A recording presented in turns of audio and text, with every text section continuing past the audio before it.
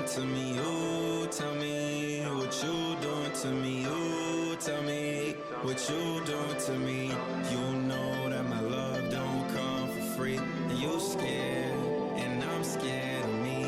You know that my love don't come for free. My love don't come for free. You tell me what you doing to me. You tell me what you doing to me. You tell me what you doing to me. You tell me what you doing to me. You know that my love don't come for free. And you scared, and I'm scared of me. You know that my love don't come for free. My love don't come for free. You know I started my own company. I still need you in my company. If I would've ride, would you ride with me? If I would've died, would you die with me? If my shit was whack, would you lie to me? I don't like to show the other side of me. I never leave my boys because they ride with me. And she don't need to keep it cause she ride on me. Too much hate inside, but it's a part of me. Tell me, can I love when hate's a part of me? Do you remember being ugly and you glowed on me? Yes, sir. Everybody wants you when it's hard on me. When I look you in the eyes, it take control of me. You know I hate it when you mad at me. My love is deeper than the galaxy. Equivalent exchange of the way I alchemy. From the east side better still go a freestyle. A freestyle better still. I'd love to see it. Yeah. So, I remember Saturdays are one of my stream days. I think for Saturday, I'll Tell me what you doing to me. Oh, tell me what you doing to me. Oh, tell me what you doing to me. Oh, tell me what you doing to me. You know that my love don't come for free. And you scared, and I'm scared of me. You know that my love don't come for free. My love don't come for free. You tell me what you doing to me. You tell me what you doing to me. You tell me what you doing to me. You tell me what you doing to me. You know that my love don't come for free. And you scared. what it do? Oh, I might have to move the chat. Actually, I don't think I have to, but I'll make it a bit smaller. It is covering up a little bit. Just a wee bit. How y'all doing though? Everyone's good? Everyone's Gucci. I don't know what the lingo the kids are using these days. Alright, so this is obvious. I mean, this is a very obvious stream. The title is very self-explanatory. We'll be going through my 20 favorite webtoons. I have a shout out and an honorable mention. So there's 22 here. But just to preface before I hop in, right? I always say this just because I know that sometimes this is a misconception that a lot of people have, right? Recall that a webtoon is not specifically like a comic book online from Korea, because people think that if it's not like a Tower God of Kubera or something, like those are webtoons. Webtoons are anything. Webtoons could be a web comic. So like if I decide to make my own website and publish my work on there, that's still a webtoon, a web comic, whatever you want to, however you want to describe it. So don't forget that just because it's not a line or a Naver doesn't mean that it's not a webtoon. Webtoons come in all shapes and sizes. Just a preface, because some people actually don't know that. So I think with that, yeah, exactly, around the world and even online webtoon, people who are putting their work on there come from all places: Canada, America, Europe, overseas in the Eastern. I almost said Eastern land in the East. So all over. I know one. I can't remember the series it's called, but it's from this dude from Germany. So like from all over. So let's not forget that. So we will start with my honorable mention here, which is Looking for Group. This one. So Looking for Group. Looking for Group is something my friend Alan put me on a couple of years ago, actually. I'm not sure how long I've been reading Looking for Group. I actually haven't read it in a couple of years, but it's just one of those fun little quick comics where like it's high fantasy. They do just little fun stuff. Like it's nothing crazy like that, right? Manhwa are like Korean comics, yes. Webtoons are from any place, right? Yeah. So generally, like if me and you decided to create something that's like a graphic novel that we put online, it'd be a webtoon, webcomic, whatever. So yeah, but yeah, manhwa are Korean comics. No wait, manhue is Chinese, I believe, and then manga, Japanese, comics, American, if you will. So yeah, there's actually a term I heard, I think manhua for French manga for like Radiant, stuff like that. But yeah. Anyway, looking for group. By the way, so when when I was making this list, okay, I went through like I've been reading webtoons for about 11 years since like Noblesse was really popular. And when I was going through my list, I'm not gonna hold y'all. Most of the series that I really want to put here were smut. Like smut series be moving me. Like the Korean smut one, the porn ones, like that's what be moving me. So that's like those are on here. That's all I'm saying. Like so it's not just gonna be like, I got some kinky stuff here, but I didn't use wild ass images because YouTube and Twitch would probably get me the F out of here. But let's go to number 20. So number 20, She Is Young. Um She Is Young is a mature mature webtoon where basically I can't remember the main character's name, honestly. I don't remember anyone's name in this, but the main character essentially he is older. It's like probably in his 30s if I remember correctly, or maybe he's in his late 20s with his girlfriend or fiance, wife, whatever. And basically for some reason, the 18-year-old version of his wife or girl, she like appears and is now a part of his life. So it's like he's kind of like still like he still cares about the more mature version of his girlfriend, but here's like the young hot version of the girl that he will end up being with. And then with these stories, just love, drama, infidelity, or whatever, and all kinds of crazy yandere chicks and stuff like that. So it's really like good. Yeah, once we got here, as long as they be moving me, they be hitting. I'm addicted. I can't. So here's another one that I think is interesting called Saint Ferrant. This is a let me actually highlight it a bit. So that's not both. Come on now, not both. Come on now, not both. Come on now. We gonna get it, boys. We gonna get it. Hey yo, highlight what I want, bitch. I hate it here.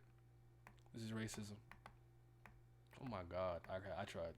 Anywho, Save for Rent to me is really interesting because it has like an interesting concept. And you see here that like it's a GIF, like it's moving.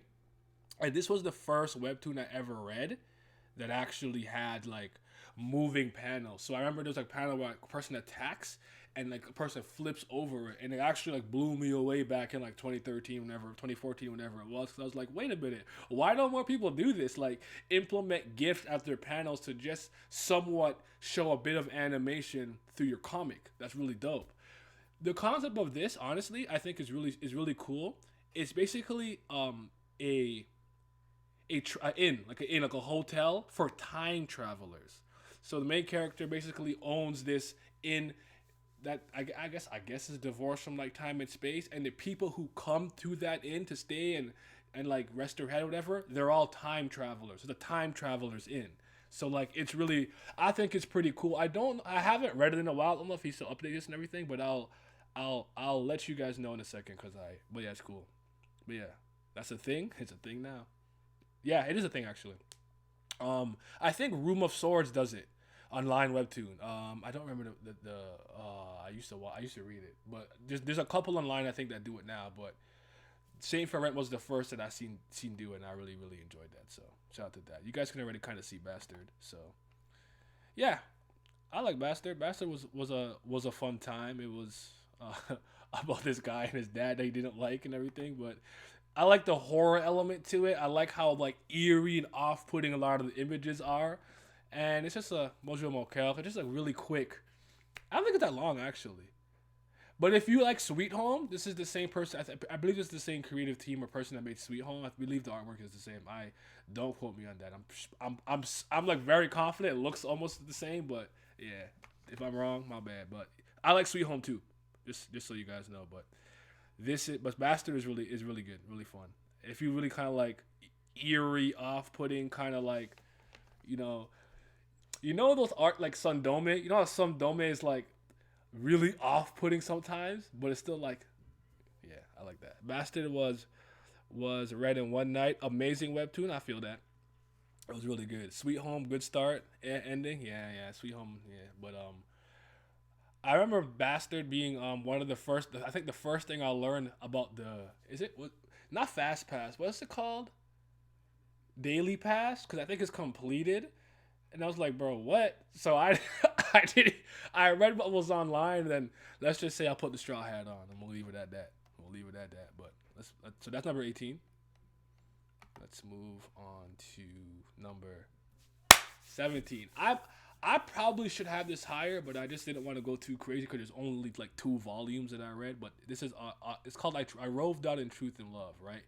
This is a high fantasy medieval like smut series. Like it's made by this guy named Alexis Flower, I believe. I actually think he's Canadian. I believe he's Canadian because when I paid for the volumes and whatnot, I didn't have to pay shipping or handling or anything. Like it just came at whatever price, and I'm pretty sure it was in Canadian dollars. Yeah, it's got orcs, elves, anything you could think of. You know, gorgons, whatever the case is, and just like it gets spicy, it gets nice. I think what's cool about it is that it's one of those series that kind of reminds me a bit of this BDSM comic that I read called Sunstone, where the characters kind of explore who they are on the inside and what they do and do like through like the promiscuity. Let's just put it that way. Fantasy smut, yeah. Hey, yo, hey, you put me on. I ran through all of them. Yeah, right. It is. It is. Gotta support your country. I feel it. Yeah, I liked it. It is the MC Top one. Yeah, she's so. Oh my goodness. I will talk about it one day because we have to have a proper like late night after dark like smut stream, henty stream, if you will. We'll get there. But yeah, I love I Rove Down in Truth and Love. It's really dope. Windbreaker I have at 16. Windbreaker I got into the same time that I got into Yao Mushi Pedal. Um, I was like, oh, like biker, like Tour de France type beat of a story. That's very interesting. Like, I mean, let me get into it. Unfortunately, I think this series does end up suffering from something I think most webtoons suffer from, which is like it gets all these moments where it feels like there's a lack of focus, lack of direction, and just like things just be happening, characters just be doing stuff, and I guess that's slice of life. And if you're cool with that, you're cool with that. But like I'm here for like the swag, the drip, the rawness, and like biking, the racing, right? I'll be honest, the only reason that is as low as it is because I haven't read it in like 2 years, so it's been a while since I've read it. Or else I'd probably have it higher because I was highly enjoying this in Yamushi Pedal for whatever reason. So definitely give Windbreaker a try, but I do think it suffers from that like, oh my god, nothing is happening. Like, so H mates, H mate. What is the general synopsis for this one again? I had to put a heart there because Titty was out. But H-Mate, I like, because H-Mate, if I remember correctly, these two are like childhood friends or close friends, and basically they become household friends, but the guy really likes her and she be doing her thing, and then things get complicated as a result of, obviously, he lives with a girl who is doing her own thing, but he actually likes her. But they do end up in a relationship, and then things, it gets testy. You know how this love drama gets in these series. I like the artwork. I like how he draws the girls in here. They think they I'll be tweaking. I'm not gonna hold y'all. I'll be tweaking. So, definitely give H-Man a try. I think it's one of my favorite, one of the ones that I think are one of the better Smutwood series. But sometimes I won't lie to you. I will rate a Smutwood solely based off the art, and this is one of the art styles that I like the most. Yummy! This man nice. I screwed the plot. I'm trying to see someone else. If you know one thing about me, I love romance, but I can't do that shoujo like, nice senpai, and she like blush and run away. It's like, bro, I need to see her back get blown out. I'm not trying to read this. I am not trying to read it otherwise. So, yeah, shout out though. We need segs, exactly. Like I wanted to put Sports Girl on here, But Sports Girl really is just like an anthology of different like scenarios. You know what I'm saying? So, there you go. There you go, Vince. Let me get him in here. If you up and ready, bro. I have to start, dog. I have to start, bro. But yeah. Shout out to H mate, man. Lookism, I have a 14. Um, I think lookism has a really cool message. You know, you guys have heard me say before that I think one of the things we don't do enough in these series is it's been, oh, what's up, Raijin, my guy. I've been well, bro. I've been well, man. My break was good, and you know I'm back, replenished, making this content. We here, man. Yeah, lookism I like because I think I like the lessons it imparts about like not judging a book by its cover. Just because somebody's ugly doesn't mean they're invaluable. You shouldn't be mean to people just because they don't have money and things like that. And the whole dichotomy of like basically the main character is this like really undesirable, poor, fat, dumb, unathletic dude, and for some reason he wakes up in like this gorgeous, beautiful, splendid Korean boy body that got hands, athleticism, all that kind of stuff. And then people start to treat him a lot better, and he gets a lot of attention and stuff like that. But then, but like he still kind of can switch between both bodies. He's not divorced from the other one, but he's treated differently when he's in the other body. And I think that the lessons that it imparts about kind of like tolerance and not just like being so superficial, I think is really dope. Unfortunately, again, this is one of those webtoons that I think suffers from a complete lack of direction a lot of the times. Where like nothing be happening. We're just here to be here, and it'd be annoying. This is a problem that I think a lot of these type of webtoons tend to have, where I think if you don't really know what to do with it, you should just probably not call it quits, but just wrap it up. You know, wrap it up. But yeah. Say go to Discord. All right, I'll hop in. I'm in boardroom. Brother Vince, Yo, what it do, baby? you a sick bastard, but we here. I had to start, bro. I had to start. Nah, this is sick. This is different, but we here. Um, where your list at? You put it on Twitter, right? Yeah, it's on Twitter, man. Give me a sec. They got, bro. They got 350 chapters on that lookism. Really? That's that many? Holy crap! I told you. You did tell me that actually. Someone did tell me that. Oh my god. It's too many. That series just has no business going on that long. Exactly. It don't got no reason. Let me just grab his list. Oh, that's crazy. I did not know it like that. Why don't I see our thingy? Hold on, I'm looking. I'm trying to go grab it. Okay, just look at the force. Oh, there it goes. I did it. It's popping up. I have to refresh. No, and I know like 6'3". That message ain't for you, Playboy. I didn't say the message was for me. I said it's a good message. That's all I said. That's all I said, bro. y'all love to boost my height up. I'm not 6'3". I'm 6 even. I'm 184 centimeters. Kyle be calling me 6'8", pure muscle, no body fat. Like, bro, cut it out. cut that out, bro. Oh shit. All right. So let's go through some events. Let me move this. I'm actually making the chat part here smaller. Shoo! I'll just put you beside me. All right. That's a bit too small. There we go. All right. So you want to start with sports, girl? 20? Go ahead, brother.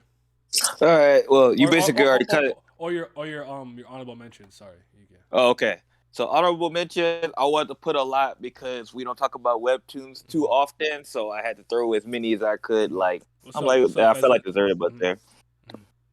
Sorry, go ahead. So Unholy Blood, cool vampire story. Main character, she bad as fuck.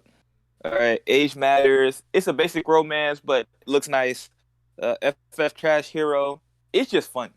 That's mostly why it's there. I don't even think it's like super, super, super great, but it's hilarious.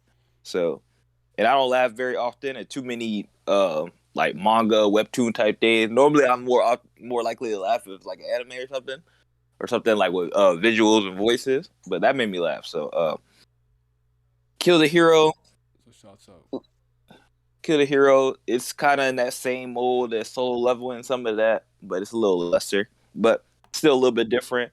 Dice. That's the very first webtoon I read, so I felt like I gotta. I remember the Dice era. I thought that shit was so cool. I thought it was so like a too cool concept. And it Yeah, just yeah, didn't want to end. I'm like, bro, wrap it up. Oh my god. yeah. It's still going. I think too. My good lord, it might be over now. I don't know, but I think it's still going. Um, the boxer. It's an interesting sports series. I don't see too many webtoon sports series, so like it's interesting. I think it got like still I think Milio's the was up. potential to raise higher, so that's why it's on here. And mercenary enrollment because he's about a boy who trying to live a normal life, even though he was a mercenary. So all right, so Sports Girl is on there mostly because its uniqueness, and like you said, it being an anthology series, and that's the very first of any kind of that I've ever seen in like this style of medium. So it's mostly on here for that reason. The art is super fire though. At the same time, we know what Hello, it is gesture though. is fine. What's up? Should I keep going? We know why we here. It's a smut. What number you on? I am on I think 15. So All right, so I'll just speed through. It's a little over my list anyway, and we got some seven. Like you got She Is Young on your list. I don't think you got to it yet, but Rebirth. Rebirth is a interesting concept because it has time powers and it's also about zombies at the same time. So it's like superpowers and zombies what mixed nigga? together. It's interesting. So so I'm like, this is one of the most interesting things I read, and I think it pulls off the concept relatively well. So it is something I recommend for at least everybody at least to try. I think the main character, like, he starts off kind of like a bad person, but then when he gets a chance to redo it, he turns to a better person. So he tries to take better care of his kids and stuff like that. And the kids have good designs too. So I think that a lot of these designs are good too. His wife stinks though. uh, Solo Leveling, y'all know what it is. Y'all know why y'all here. The only good thing about Solo Leveling though is the main character. It kind of falls off in the second half of this story, so can't go higher than that. But we know what we were there for. She Is Young. I don't want to explain too much about it, but She Is Young, I think it's a very good romance and slash smut. Yep. Cause you got higher than me, so I'm gonna wait. But I think it's I No, actually I think it's haven't. one of the. I already talked about it. I had it lower than you. Oh, you did? Okay, never mind then. Well, I don't need to explain too much. And so we're on 15. Yeah. So the beginning after the end. Okay, so the beginning after the end is to me kind of like what everybody kind of thought like Soul Leveling is for me. Like the art's really good. It's a rebirth story. There's a lot of these in Webtoon. We all know about that. But beginning after end, it's just to me, it's just like it's really interesting. The main character I think has a pretty good balance because like he's overpowered, but at the same time, the story tries to not treat him too overpowered, and it spends a lot of time with the I think the for these type of reincarnation stories, it spends a lot of time with the character interaction and world building effects too. So that's why I have it at this. And it's something I recommend. So I feel it. Was watching Kubera discussion on YouTube and heard God of Night for Ferratry. Damn it line. I don't even read it online no more. I read it on Babel Kim's. Did they get that wrong? Is she not the God of the Night? Because we're talking about Ushas and Ratri, right? So no, maybe it was me because I did. I was switching back and forth when around this time. So who knows? Maybe I got it wrong. I'll go back to Bible Kim though, because they caught up. They caught all the way caught up. yeah. Right? Yeah, because I'm like, because line is at 108. Something. Yeah. Case, yes. Okay. Yeah, I know this is like this layout not hitting like that, but it is what it is. Whatever. We could go. All right, so actually I was on 14. My bad. Oh, okay. Do one more. So 14 for me is Nano's list. So Nano list, this is around 15, 14. This is different where it was where I'm just like, yeah, there we go. where I think everybody should at least attempt to read this. If you're trying to get somebody to Webtoon or you're trying to get into Webtoon, I think like this is the starter list for me where you start trying them. So Nano list. Uh, I don't want to say too much. I don't want to like. It's really hard to talk about some of the stuff I spoil. But the main character is like Milo or Milo, Mm. and his sister is basically is a mega genius, and she basically helped create like these androids. But she also created a whole bunch of androids that are weapons. She gave him a birthday gift, and now he lives with two androids because with birthday give it an android, but also the android is like a super valuable weapon. Ooh. So I think the art's pretty good. I think it's an interesting story just in general. It got fights. It got Fight. yeah. Both of the androids are like bad bitches, and so yeah, Can't go wrong with it's that. definitely different. Yeah, can't go wrong. Okay. So, yeah, because 14's what I just did last. I just did Lookism. So let's talk about Gosu. Gosu. Oh, okay. I got this higher than you, but I honestly think I should have this higher, but sometimes with certain lists when you make it and you're just like, listen, this being one or two, like it don't bother you that much. You're just like, it's not a big right, deal. right, right. Like it's just one of those ones where, because I think I should, I do think I like honestly Gosu and the next one. I think I like more than my 11, but it is what it is. It's not a big deal. I'm not really tripping about it. Gotcha. I rated this pretty higher than I thought it would, but I think part of that is because it's over. It finally ended. Yeah, yeah, yeah. But I yeah. do think that helps to some degree. But the thing about the Gosu that I really like is a couple of things. If you guys should know that if you don't know this, it's part of the Yongbi universe. Yongbi the Invincible, a manhwa that came out a couple years before. Actually, I think it has two series, isn't it? I don't remember if there's another one, but Yongbi because Yongbi's in it and everything, right? Yeah. Yeah, yeah, Right. yeah, yeah.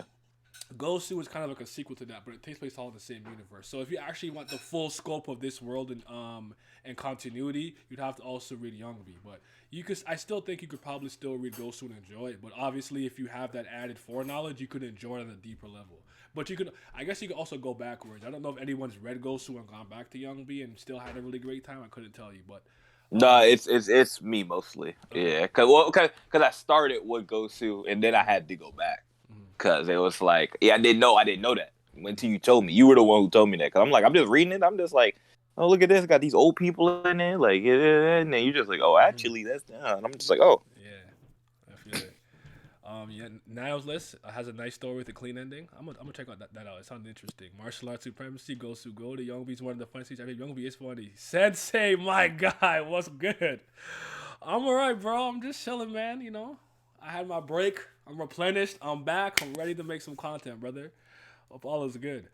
But y'all know how remember my anti meathead arc.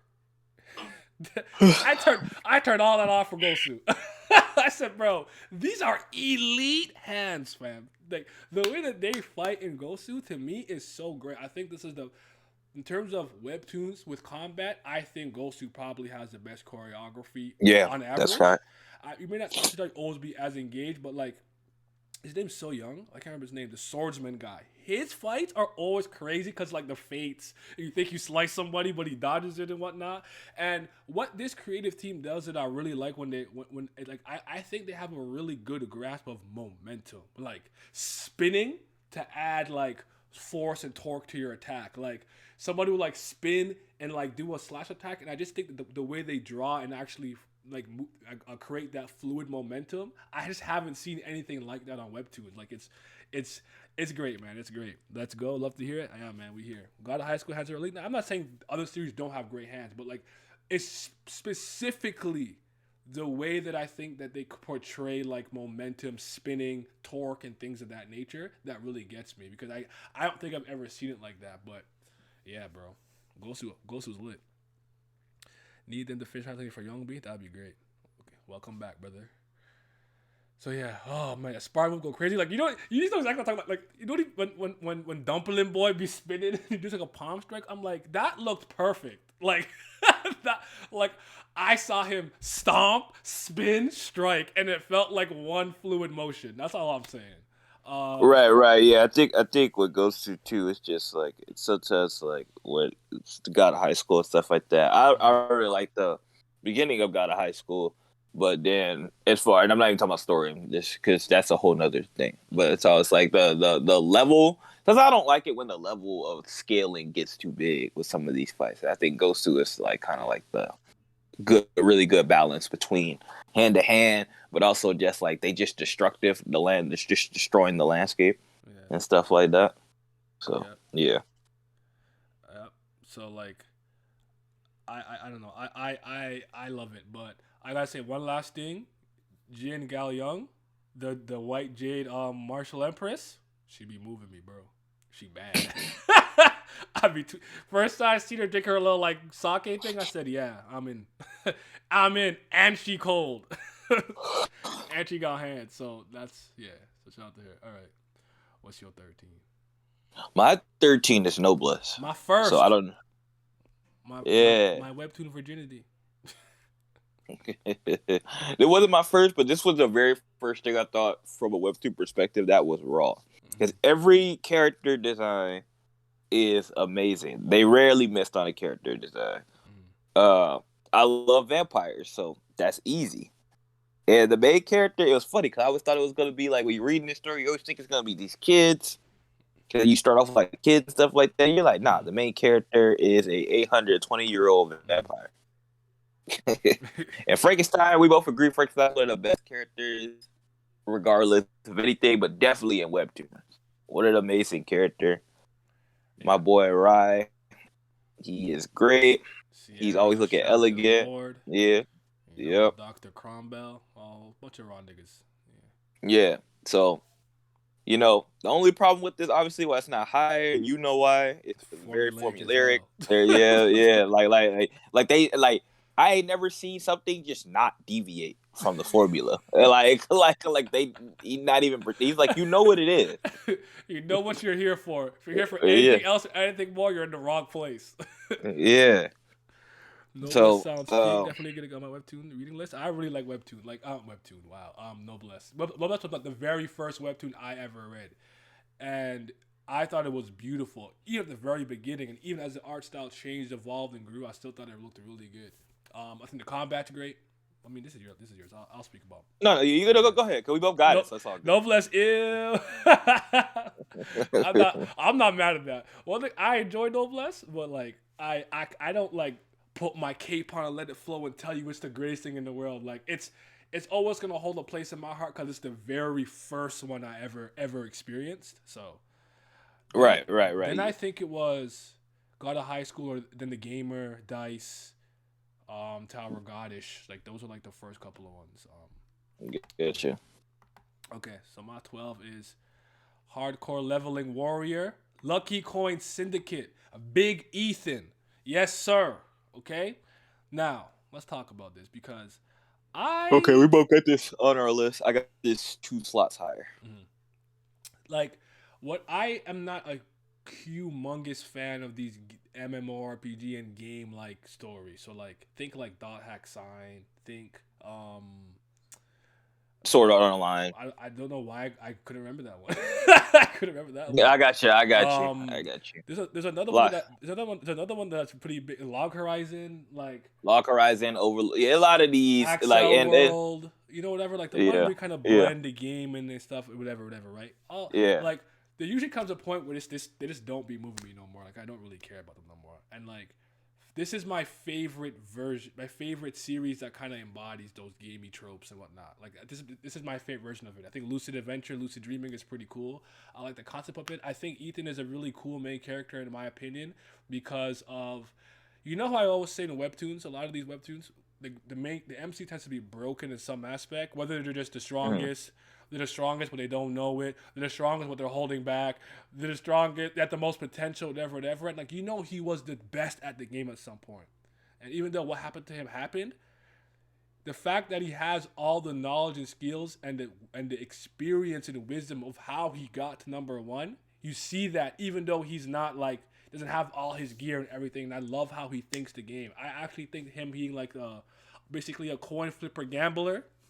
Like and how like that could like work against you is really cool. I think it comes up with really dope strategies, and I actually really enjoy the scene and everything. And I think the characters are cool. I think the concept is cool. And I always said with these type of games, I think the punishment for death in the game has to be reasonable. If it's not a big deal, then dying doesn't mean anything. If it's too much, like, oh, if you die, you die and you die forever, it's too much. I think it's too much of a consequence. I always found that this had the right balance. It's not like you like Yeah, I die agree. and you never wake up again, but it's like you go back to level 1. So you still have an incentive to like not die in the game. I think that's like the Yeah. perfect middle ground of a punishment for losing. So yeah. Yeah. I also think it factors in the real world really well. Yep. That's always one of my favorite parts. It does a really good job of balancing the And does it game. run What's from it? going on? Because Ethan's life is not great in the real world, and this Yeah. game is somewhat an escape from that. Yep, totally right. The president, that guy, and everything, that was all great, 100%. Yeah, so that's fire. The side characters are a lot more interesting than they normally would be in something of this style. Mhm. Uh, he got his 2 party members, but even everybody else that's not a part of that main group, they do a pretty good job of at least Sora, keeping them in. Dark, Yeah, yeah. yeah, Was his name Drip Soup? yeah. I think Whew, something like that's that. some cold ass days, bro. Yeah, I yeah. said you can't, your name can't be that. So like, yeah. I mean, let me see what chat's saying real quick. Gambling goat, sort of online walk, so hardcore leveling work or run. Hardcore leveling warrior, I love part 1, but I haven't part 2. I like part 1 a lot more right now. I'm not all the way caught up, but yeah, hardcore leveling warrior is a little, I love Hardcore Leveling Warrior, but the second season fell off hard in my opinion. I'm not mad at that. Speaking of Hardcore Leveling Warrior, it's a spin-off of the series based off the Lucid Adventure world. It's called X and Ash. Check it out. A lot of fun reading it. Okay. I did not know that. I did not either. Imagine if they made a Dark Souls webtoon. Just a thought. There's probably a dark fantasy medieval webtoon. I don't even know. I don't really thought about it. Probably. I can't even think about it if I really even think about it. There's the Ember Knight, which smells ashes. Okay. The character from Hardcore Level Warrior showed up. Okay, that's interesting. I'll keep that in mind. But yeah, I like it. It's not blowing my mind, the greatest thing ever, but it's cool. I like it. All right, Vince, number 12. Oh, 12 for me. I'm the Grim Reaper. So, I'm the Grim Reaper is basically about a girl named Scarlet, and she died, and she went to hell, and the devil was like, "Hey, listen. You were terrible in your life, so guess what? Now you got to work for me. You're a Grim Reaper now. Go up there and catch some sinners, so that way your punishment down here ain't gonna be as bad." So, and I think it is a very interesting story, and it asks you a lot about like morality, basically. And I'm a sucker for anything like that. Anything that asks you kind of like who's right and who's wrong. Like, for example, there's a certain character in here who's pretty important. He's a cop, but he ain't a normal cop. He's not a crooked cop from a standpoint like he's stealing, and he like fludging cases, but like it kind of forces you to ask, it's like, is he a good person? Because he's one of the main characters. And Scarlet, her whole thing is that her memory is gone. So like she's in hell and she's been forced to be a Grim Reaper, but she don't even remember what she did to get here. So I like it's it. interesting. Yeah. I think you would like it. I don't think it's like the most. You probably won't think it's the most star spangled thing ever, but like, no, I think you would like it a lot. And that's another thing I recommend to everybody. The Grim Reaper's designs are pretty cool. I think the fights have gotten better as they've progressed throughout the series. And it's a pretty, it's character focused, but like I said, it also got some mystery to it because you try to figure out what her memory, what she did, and it got some moral debate. So I got all the 3 things that I would like in a series, so that's why I rate it pretty highly. That's why it's 12. Go ahead and do 11 right now. Might as well. Oh, okay. 11 for me is Lookism. Lookism. I like what the core of the story, the message is supposed to be. Don't judge a book by its cover. I like the character interactions. It can be pretty funny, but like my biggest gripe with this series is obvious. It's been going on far too long for my taste. Like I said, I agree with you. This should not be 350 plus. I feel that is a weakness of most webtoons, especially if it's slice of life oriented. Cause like, come on, guy. Like, do we really need 350? As much as I find these characters funny, like the way the levels of it. You think Curry Gone wrote this? The way we going into interweave, trying to interweave everybody's storyline and connected them and stuff like this. I'm like, this is slice of life, bro. Like, and not even a fantasy one. This is like regular school with some elements of some certain stuff here and there. But other than that, though, I do think that you would enjoy it for the most part. So I still got to give its credit because definitely one of the first better ones that I definitely read. I don't know if it'll be here this high next year. It'll probably be in the top 20. But I stopped reading Webtoons for like the past 2 years or anything new other than Kubera. So it's at 11. It used to be higher than this.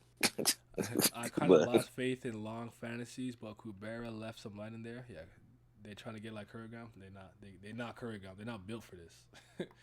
She built different. She built better, stronger, faster. Okay, back to me. I need to see how this looks because I probably made it bigger. My bad. Yeah, move it back here a little bit. Okay, so I have Unordinary at 11. Yeah, I got it on my list too, but it's 3 spots higher. Yeah, Unordinary is cool, man. I'm trying to think of what I want to really say about Unordinary. I only read the first chapter since she's come back from her good lord. But listen, I think it has some good life lessons in there. I think it has some good characters, some good concepts and stuff like that. It's just the John thing was going off for so long. Oh, brother. I just haven't. I still haven't. I just haven't fully recovered from it. Like I think I think you ain't never gonna recover. Bite the bullet and get into it. I like it though. It's a cool series, man. It's fine. But I actually think I should have this at 13. I think I like Hardcore Leveling and Ghost Super more than like Unordinary. I don't think we should be at 11, just personally speaking. But that's all I'm gonna say about that for now. All right, so Unordinary, it's the superhero, well, not superhero, super powered slice of life high school story, but the main character is gonna end up, for probably most of you, making you challenge how you feel about likability and him going about it. And also the story that touches on mental illness, the government, right and wrong, ethics, morals, all that. And the hierarchy. That's a big thing in this story. Yeah. So I really like this story. Might makes right world. And I like this story a lot for a lot of those reasons. I like John. I like Sarah. I like Arlo to an extent. Darren, come on now. You love Dr. Derry. You can't. Yeah, Sarah's sister. Gotta love her. Lila, I think. Lila, yeah. I don't like Blake or Blake, but almost everybody else I like. So yeah. Snooze, barely the best. Honorities overrated. We hit it. What's up, Mensa? Honorities went through a rough Arkansas. Hopefully, I like that they color Cove the speech bubbles, but man, does it drag on? Yeah, I don't know. Yeah, that's the biggest weakness of this webtoon, if you want to say a weakness, because to me, if you're looking at Unordinary through the lens, I'm not even gonna say the lens you're supposed to, but I think if you're looking through the right perspective, there's a lot to gain from reading this story. I think it tells you a lot of important things. I think for the most part, the character like they're extreme as far as how often people get beat up, but I think it does a pretty interesting job from a slice of life perspective, because normally everything from a slice of life perspective gets resolved in ways that I feel like in a lot of ways are not always realistic, or they're taking the path to the least amount of like resistance. And Unordinary doesn't do that, because you shouldn't. Not every slice of life should be like everybody's all, hunky dory and they all get along. Now, obviously, the biggest problem with Unordinary, not why it's not ranked higher, as it should be, because I used to have this a lot ranked higher. It completely drags its point, like too much. Like you could have skipped 20 chapters at some point, and the same thing is happening. I will say basically it's like basically there's a table and she hammered the nail in, and the nail's already in place, but she's still hammering it like we get the point. Yeah. I forgot how you said it exactly. I let you tell it. Yeah. That's her biggest problem, and I think a lot of slice of life doing that. Shout Zeke, top 5. Shout Zeke, top 5. Yeah, Because I think lookism has this problem too, and kind of windbreaker too that I'll talk about soon. But they all kind of fall into the same problem, where it's just like, bro, we kind of know what the point of this story is, and like you just keep going. That's why I don't think, honestly, my personal opinion, and this is like, I'm probably the only one who has this opinion because I created it like this. But like for me, romance stories and or slice of life stories, unless you have a very, very specific, really good like type of interweaving or something going on, should not go past like 200 chapters. Just shouldn't. I agree that for the most part. Because how long was Good Ending? Yeah, it's like 130, I think, something like that. And I'm like, yeah, see, that's 200 chapters. That's enough to do everything you want to do. Like, honestly, like you start getting the 300s for this, what are we doing? But like Unordinary Sea, at least it got like something else going on, and that's finally going on. So it's like being back to being better. But yeah, it just got a rough stretch in the middle of the second season. Like, just be honest. Even though I knew it was coming because I knew what it was gonna touch on, but like nah. But all right, we good now. I don't like Blake either. Unorganized been solid since he came back from hiatus. I pretty much agree overall. Shout out to Zeke. Exactly. Great analogy. Thank you, sir. I got tired of that man, John. I cannot stand his bozo ass. Unordinary and TOG are the reasons why I am not sure I ever want to read a webcomic. They give me the impression that webcomics fall off too fast. Not that I read either, just what I'm hearing. I actually like full transparency as a collective. Especially if we're talking about like Naver/line webtoons, I don't think many of them are actually that good. Like I kind of go for a specific thing. Like, oh, I'm here for the humor. Oh, I like the characters; they're pretty. You know, like, and then the first time when they first came out, it was a novel thing because we're like, it's like weekly manga, but it's colored every week. Like it was like that was part of the hype because it was always in color and whatnot. I actually think Tower God is like. I think you would enjoy Tower God, honestly. And Tower God is in a good place right now. Tower God has some rough patches, but I would challenge you to point me out to a series that never had a rough patch or something like that, or like a low point, or at least a point comparatively agreed to be the low point of the series. Like as long as One Piece has been running, you think One Piece has not been perfect from start to finish. I had some low ass lows. You feel me? But TOG's been good right now, and Kubera is an example of a series that's been running long. It's a webtoon that's absolutely fantastic. So, but yeah, TOG's pretty good. Surprisingly, it's like most webcomics have a section and it's almost unbearable to read. I feel that. I agree with you, Vince. Over 10 chapters is overstaying their welcome. Yep, both are still leagues above most webtoons, especially TOD. I agree with that. Webtoons overall just aren't that great compared to highly scrutinized jump manga. And also, I think that a lot of these people are just like amateurs. Like, right. That's the truth, right? Yeah, that's really what it is. Like. Okay, like I can draw well. I draw a webtoon, like, but I might not have no real writing ability or training or something like that. And it's just like, oh, I like his little love series, and people like read it and it gets popular, but it's not particularly thought provoking or that deep. A lot of these people are just people who can draw really well and draw digitally that kind of win a contest, and now they got to write.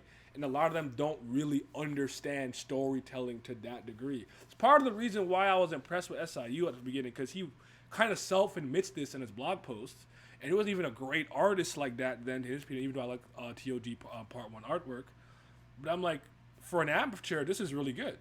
So, right, it's kind of funny because like I'll never know if somebody other than one person on my list, I'll never really know if some of these people are gonna write a second story. But I think part of the thing is with Webtoons, a lot of these guys, like you said, are amateur artists and amateur like writers.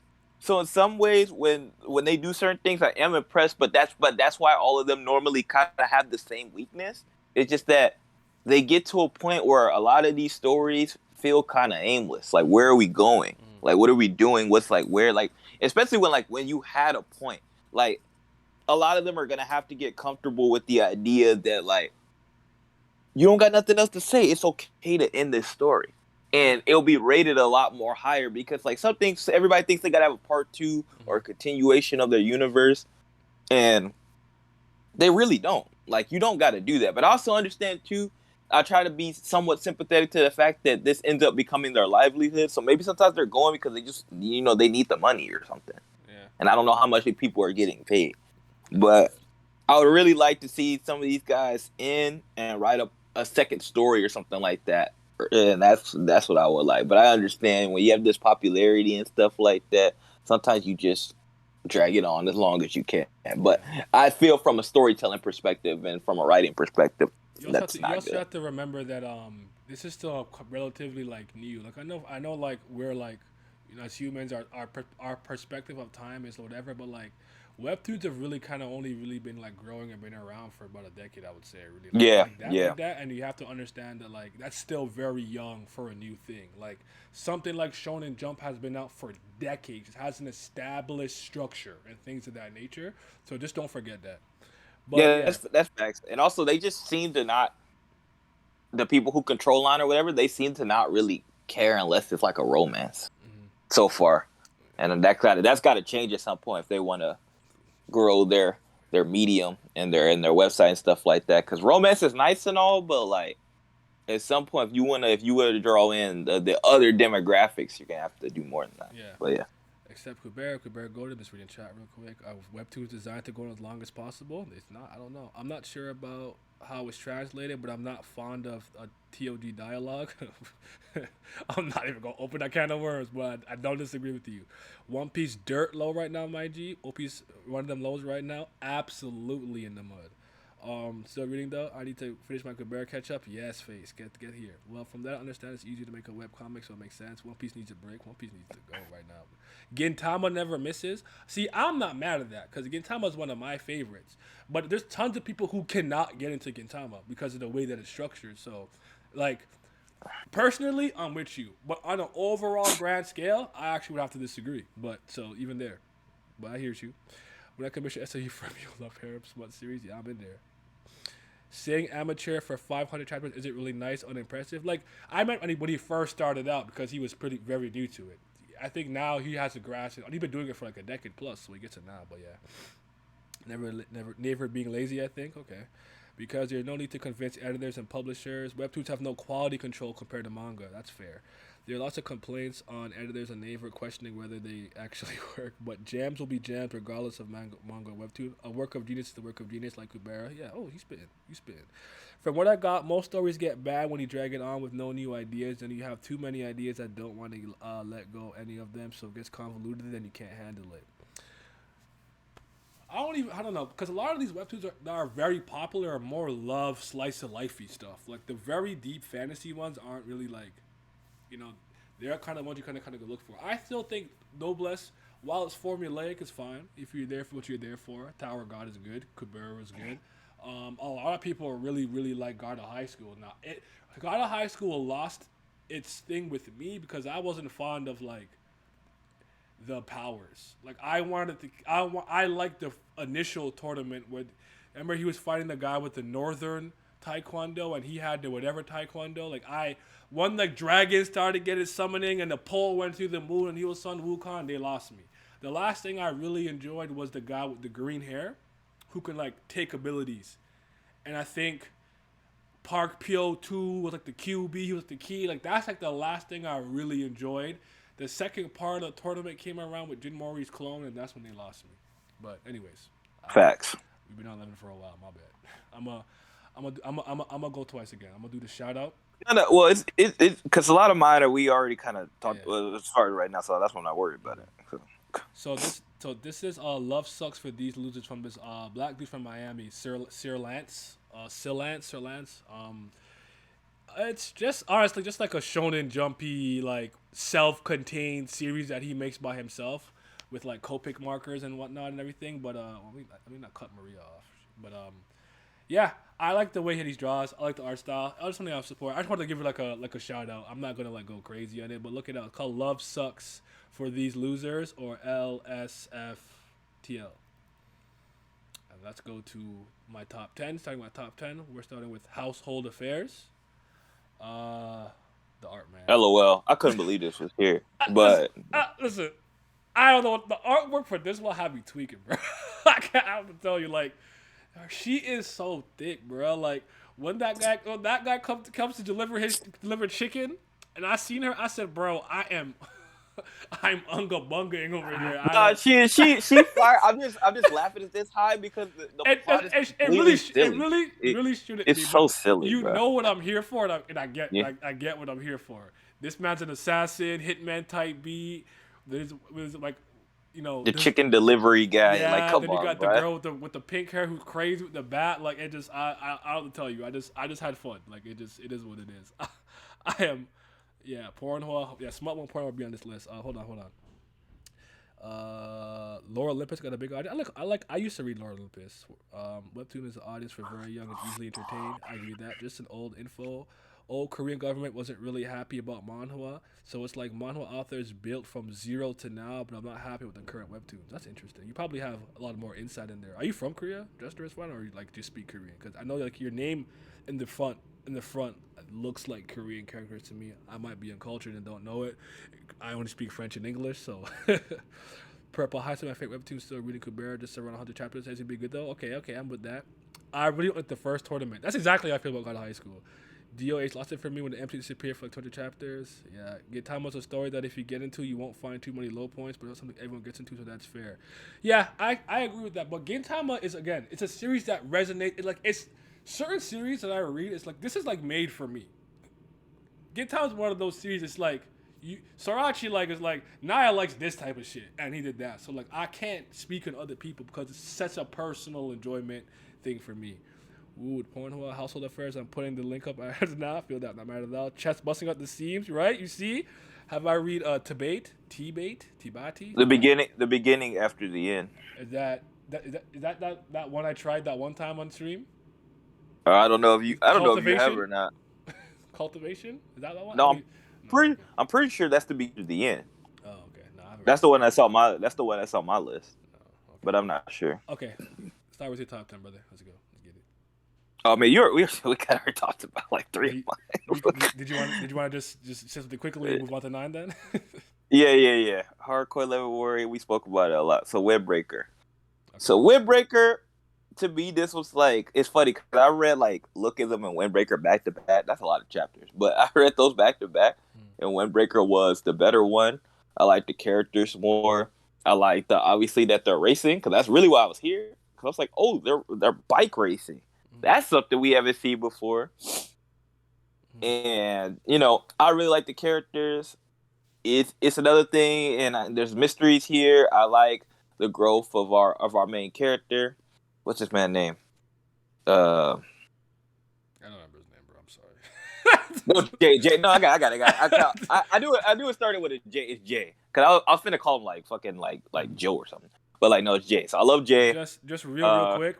The joke that always gets me in time was Jugim's full name. Jugim Unko whatever throwing poop. I don't know. That gets me every time. And the sandpaper thing of Gintama. Go ahead. Sorry. Yeah, and I love the friendship elements. I love Shelly. Shouts out to Shelly. She's a GOAT. Another story where I feel like there's a lot of thank you for the follow. A lot of good lessons here. But some of this also has some of the same problems that Ordinary and Lookism have. Drawn out too long. And character arcs are very, very like another thing with like a lot of webtoons is just that with their character development, the problem is like it may take like 5 chapters for like a small little inch of movement. Some of them gotta be better with moving stuff forward within the chapter too. They gotta spend 5 chapters, and sometimes that is killing you on a week to week basis. You're just like, bruh, they moved an inch, if even that. I feel it. So okay. It's my turn. Is it my turn yet? Yeah. I'm not just copying the line from that video game. Is it my turn yet? Okay, so bear with me, because this is not a very good series, but just... Oh, Lord. Oh, no. Listen. That man said. Girls of the Wild. This is also one of the very first webtoons I ever read, okay? I'm going to admit to you that after the main character beats like the bully and what happened, this series just had no direction. I don't know what was going on for like 200 chapters. Yep. But I love Moody Young. Yeah, see, he's a sick though. I went from a Daldal But merchant at least you know what you're here for. to a Moon Young merchant, and there was that one girl who graduated from the school in the all black. She's one of those like enforcers in the blonde hair, and she was moving me. Honestly, I think it started off so dope, so crazy, but it just had no direction. There's a lot of things that happened when we went to the beach and some of the stuff with him and his brother, and then him learning about how he likes Queen and Queen being like mad rich and he's like dirt poor, and the dichotomy of that, even they liked each other and the complication they had. There was stuff to like here, but I admit, like this is mid. This is mid that hits for me. I'm not gonna act like it's a great series. I think the fighting was good though. The fight action was good. Action was cool.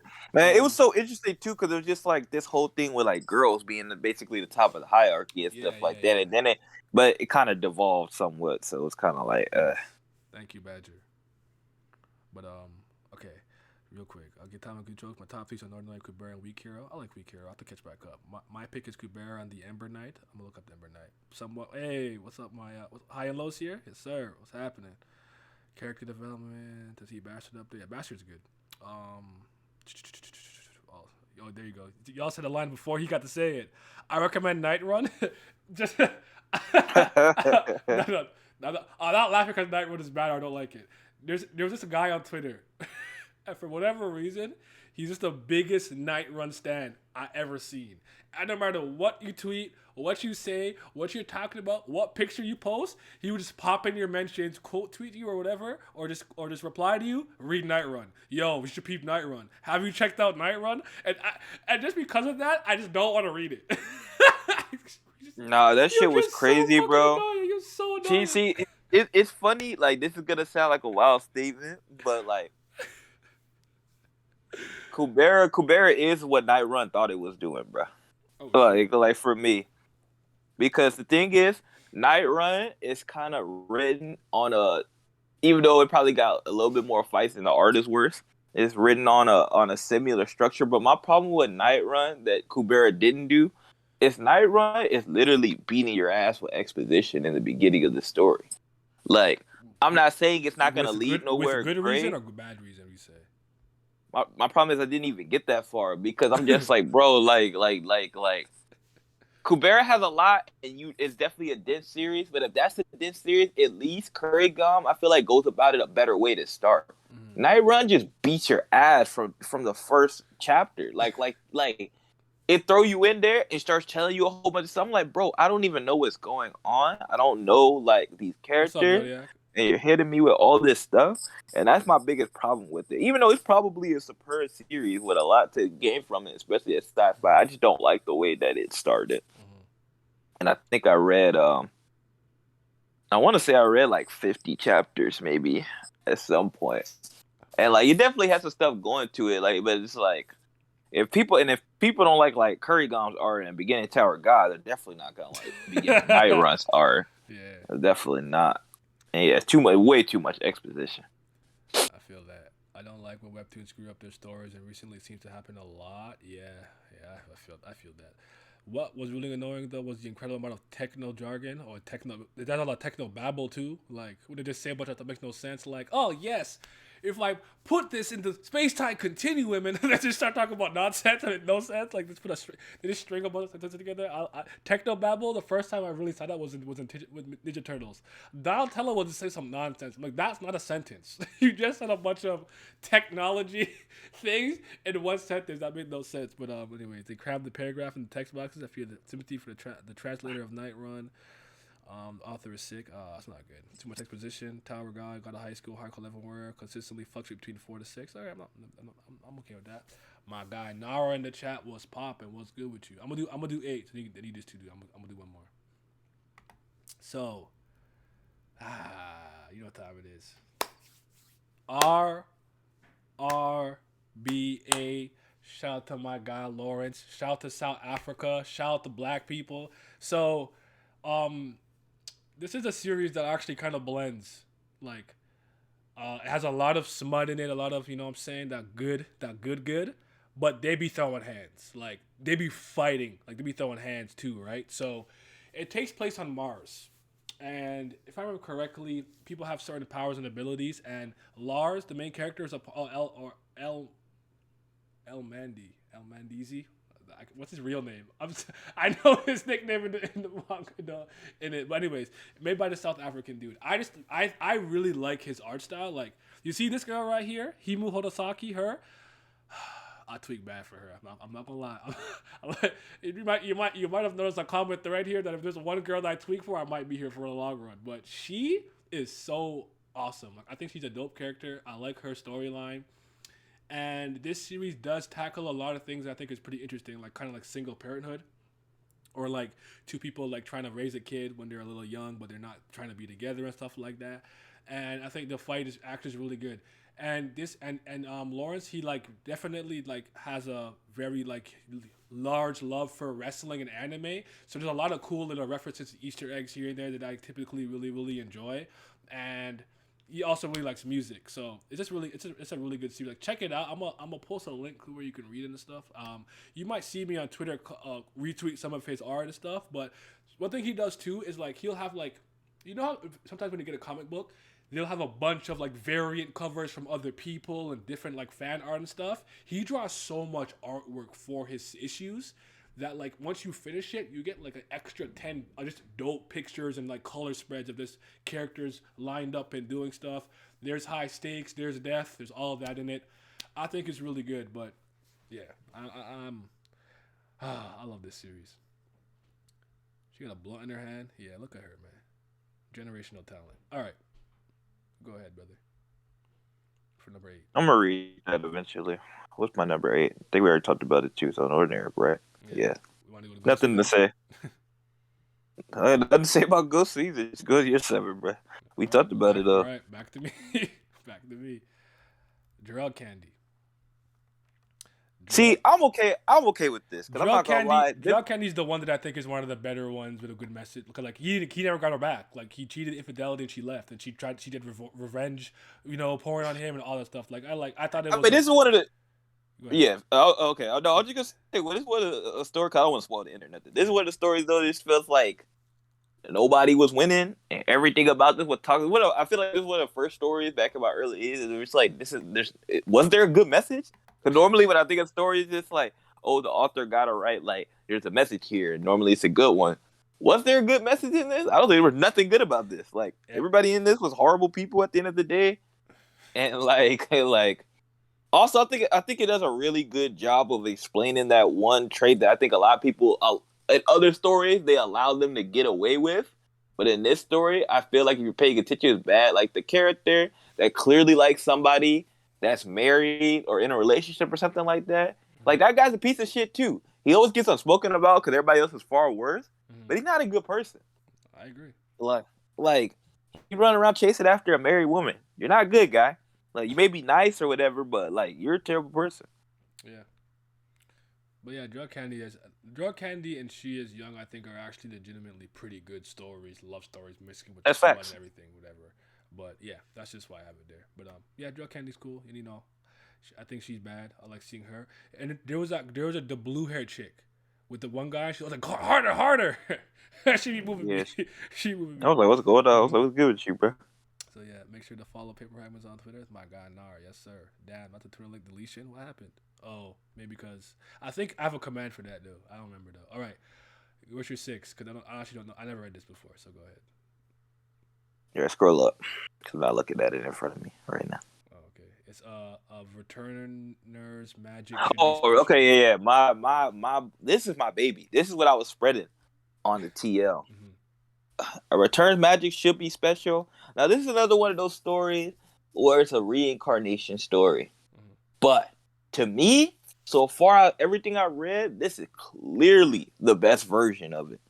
Okay. Because one thing that I like about this story is he didn't just come back with the institutional knowledge and just made himself clear. He came back and made his allies stronger. He had a clear goal that he's saying by the time we get to the end of the series, he couldn't alone just be like, I can't carry all of you. If you guys are going to survive, I need y'all to literally get stronger. So he was training his people. And I thought that the story does a pretty good job of just like, even though he is stronger, he's not clear. like a solo level in, or even sometimes with the beginning and the end does this pretty well too. But even then, it's just like he's not clear the antagonist he's fighting. Like he still got to work for it. Like he still got to put in the work and stuff like that, or just to get out of situations. And I just think the way that they go about the story is very interesting. They show you the training. I feel like everything is earned for the most part. Even though he has the institutional knowledge, it's still earned. It's not too cheap. I like some of the antagonists they got going on. I like a lot of the side characters. I think the action is actually pretty good, and I highly recommend this to everybody. To be honest. Okay, I'll give it a look. See, the long naming, a sense of a web novel origin. The series is great, so much better than the usual reincarnate story. He actually tries to like better everyone else instead of being some weird solo edgelord. I feel it. I'm just trying to see if they read the gamer. We read the gamer, but the gamer's not on my list. I'll tell you that right now. Yeah, I've read half of the gamer. To me, it's just like it's the gamer similar to a lot of lost shit direction, blah blah. It's like, you know what I'm saying, yeah. So 10 p.m. on East. I'm ashamed I like the gamer in the first few chapters. I mean, don't be ashamed. Like, you like what you like. It's okay. Like, I like the gamer when I was reading it. I just you know did it right. I mean, like look. If you look at our list, some of this stuff we know that like the objectiveness of it is not good, but like it was like we looked at it, we just like, hey man, there's a certain element in the story we like. We hear solo level win. I knew what it was. Like guys overpowered, like me and I always say. At the beginning, it legitimately felt like it was learned. It's just the problem with solo level is just that no other character matters at the end of the day. So it's kind of like I can't, if you don't like the main character or you just don't like these action sequences, you're not here for nothing else because nothing else is going to give you anything to latch onto. Yeah. And stuff like that. But okay. Let's go. Let me go. But you just did 6, right? Yeah. We have the same 5, I think, so we can just do that together. Oh, bet. I'm not all the way caught up though, so don't go crazy. But I'm not either. Okay. I'm not either. Don't worry. Noblesse is my first webtoon. It's at 6. I have it at 6. Again, not saying it's the greatest, the best, it's the peak or whatever, but like Frankenstein for a very long time. I think right now he's probably hovering around 3rd. Was my favorite webtoon character ever. I honestly really love that dude. Like Frankenstein is a great webtoon character because to me, he's one of the first examples I saw. Remember, I started reading this, I'll just say 2009, 2010.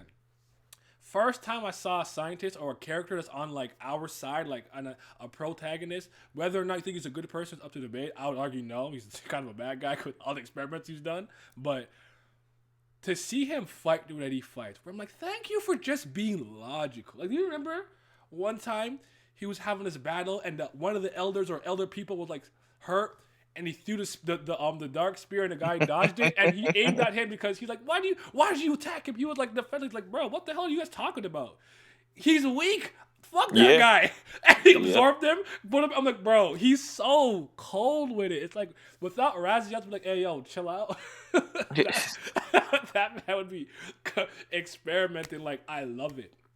And I don't not to spoil anything, but there's a specific thing with him and Dr. Cromwell that they have that I really love about it. The reason why I don't bash Noblesse is because personally, why I'm not gonna say it has the best ending. The final conflict with Cromwell and Frankenstein, I'm actually a fan of how it concluded, and that was one of the more important things for me in the series.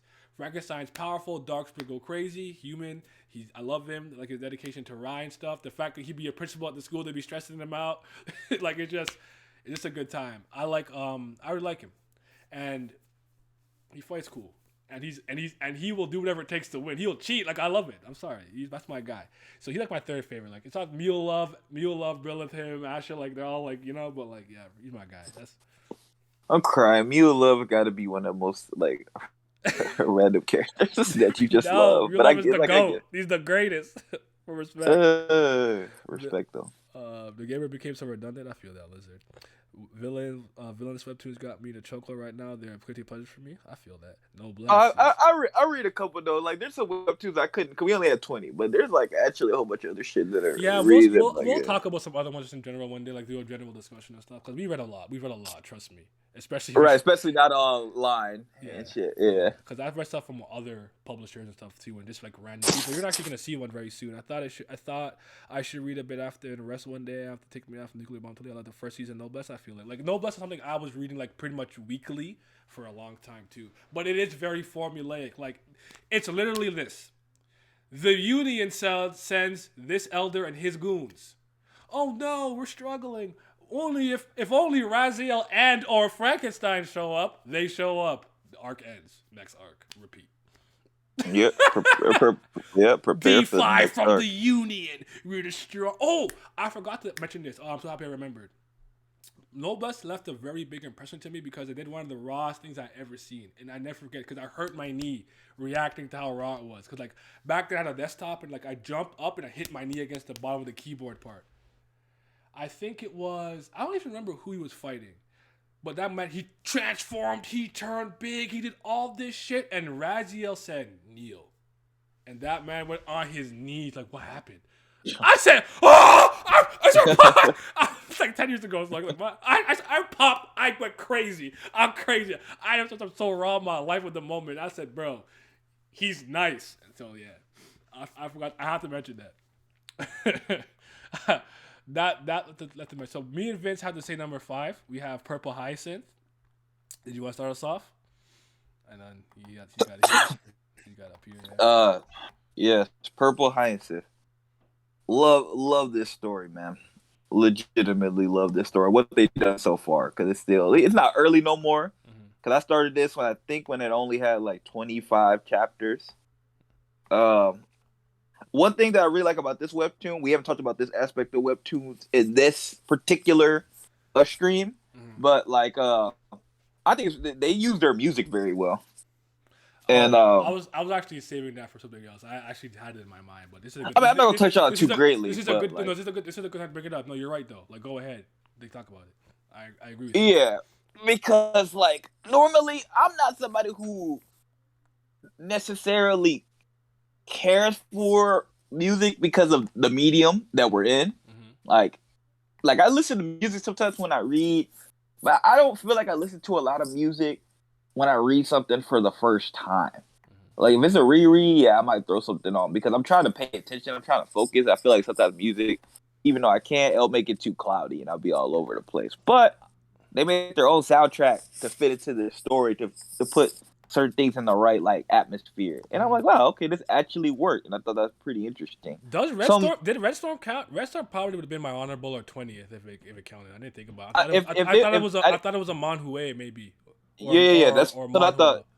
Yeah, that's what I thought too. That's why I put it on here. If it was, it definitely would have been on here. But yeah, but Purple Hyacinth, I think this is like a how do I describe this genre? I think I describe it more as like a thriller, like a thriller type series, and I think it's super fire. I love the art. The art is so unique. They look so good. Lauren is fucking great. Karen this is made by 2 Canadian women, right? Yes. Shout out to my country. Shout out Canada. Yeah, shout out Canada. Making the moves. 2 Canadian women, and I think they were going to be doctors or nurses or something during this time period too. I know they were in medical school. One of them was. So yeah, I'm just like, man, you were writing this on the path of medical school. You bold, because I'm like, a medical school. That's a lot of work, but you got a passion. You do it. Purple Hyacinth is great, not too far, but I'm enjoying a lot of episodes around music. Yes, maybe I should try Purple Hyacinth. I definitely agree with it because, like, you have to understand that, like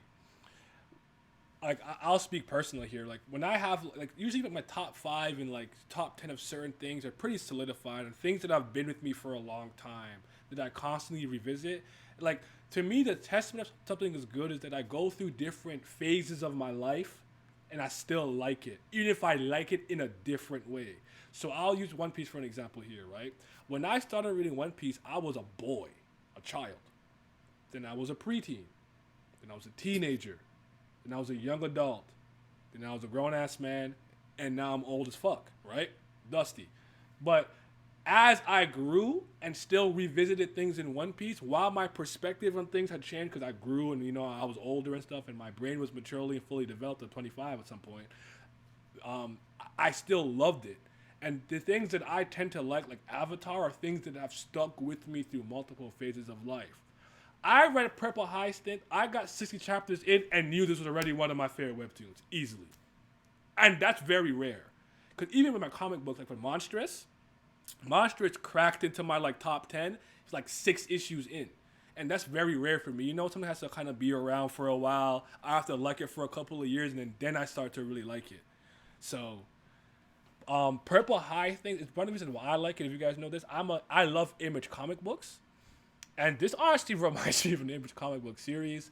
I think the fact that it's not being translated from any other language, like you know, kind of like more North American in line and stuff, like I kind of resonate with the themes and topics and the dialogue a bit more and stuff like that. And I just Yeah. think it's great. Yep. I like the music. I like that when the gunshots come, when it's like everything too. The gunshots scared me the first time. I was on stream and I was doing that. I jumped. It just scared the f out of me.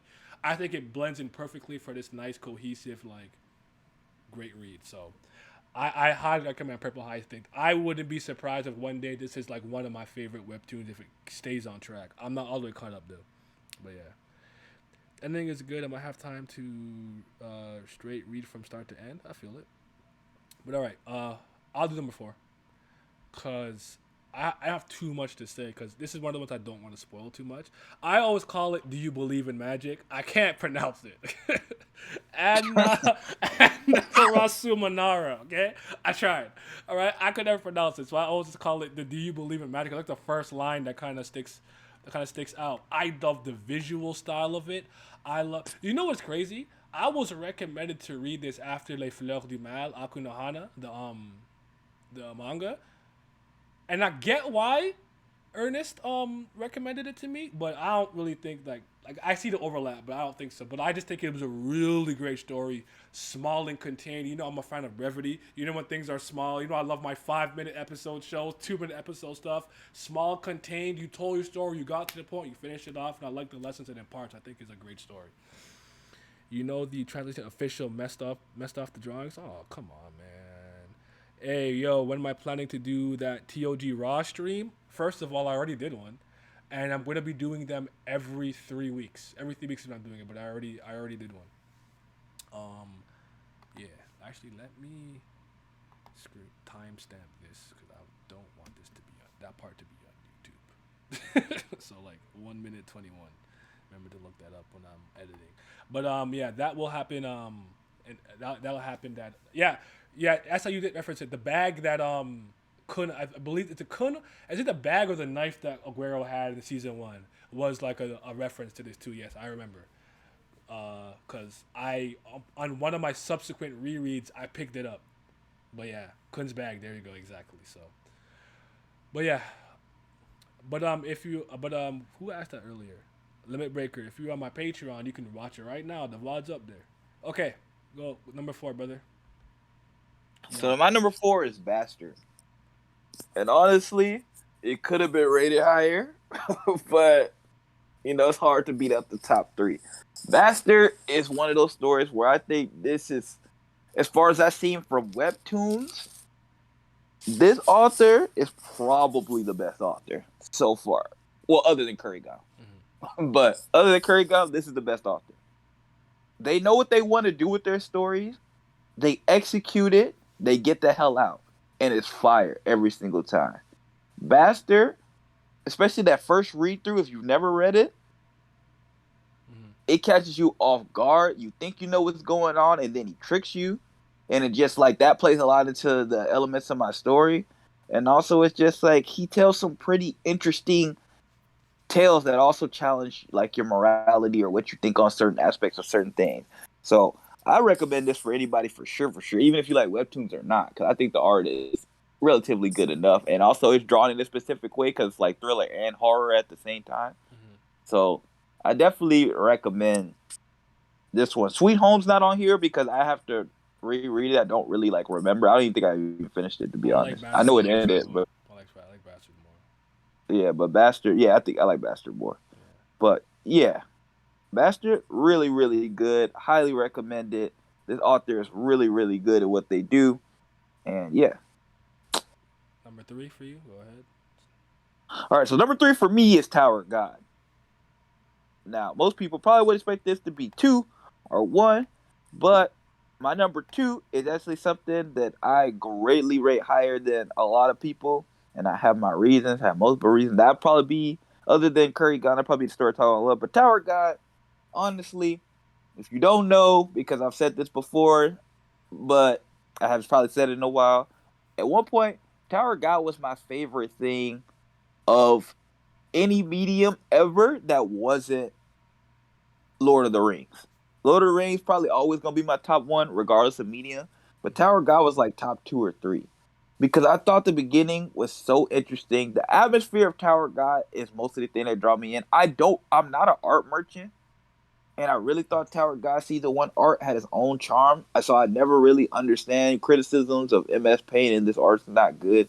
Because I don't know, for me, I ain't an artist, and I'm not somebody who's classified to understand art because I don't know what's good and what's supposed to be bad. A lot of people say these art styles not good. I don't know what that means. So, Are you on your Name the Card gimmick? The beauty's in the eye of the beholder.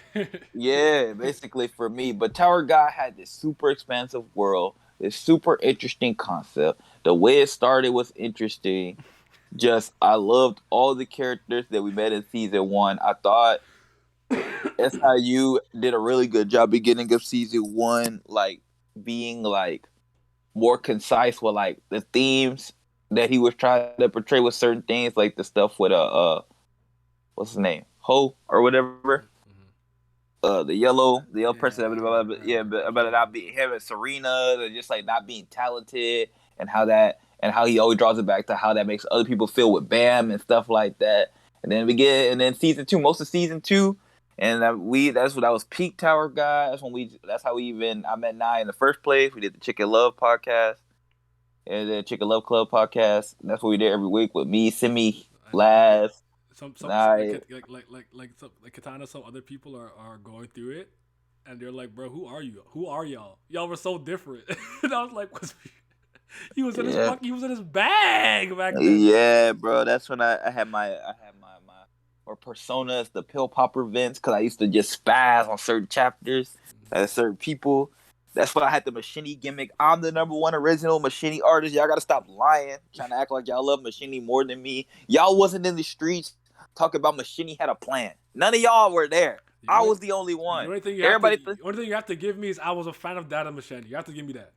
Yeah, okay. But I was the one. I was the one telling people that Machete was not gonna get packed up. Everybody swore she was gonna get packed up by Jigsaw. I was like, bro, there's no way she ran up here without a plan. And they just laughed at me. And guess what? Next thing you know, she had that man in the suspendium. But so yeah, but Tower of God, I still got a lot of love for this series. My biggest problem with Tower of God, it's just obviously I just don't care about what's happening. Not now, not what's most recently happening, because we've kind of gotten back to a point of We're going run it up of interesting, yeah. But like most of season 3, this whole and just the blog post just not mattering anymore and stuff like that was very disappointing with a lot of the things that transpired about this series, a lot of things that changed. But like, I didn't care about the dog art. The nest was mixed bag. Some of it was cool, some of that. This whole cat game stuff. I cared about Yasaracha. I cared about Caliban and Laboric, where that was going to end up heading. But it's just like a lot of the side characters don't even hit as hard in Tower God. Maybe because there's too many and they just don't matter as much, or just there's like a lot of characters that like get backstories that I just don't care about their backstories, even if they have a purpose. It's just not moving me.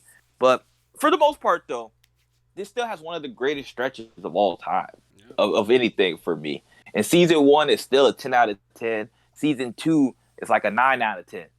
So, yeah. So even though it's going through a stretch where I don't care as much, the overall story of it is still way, way plus positive.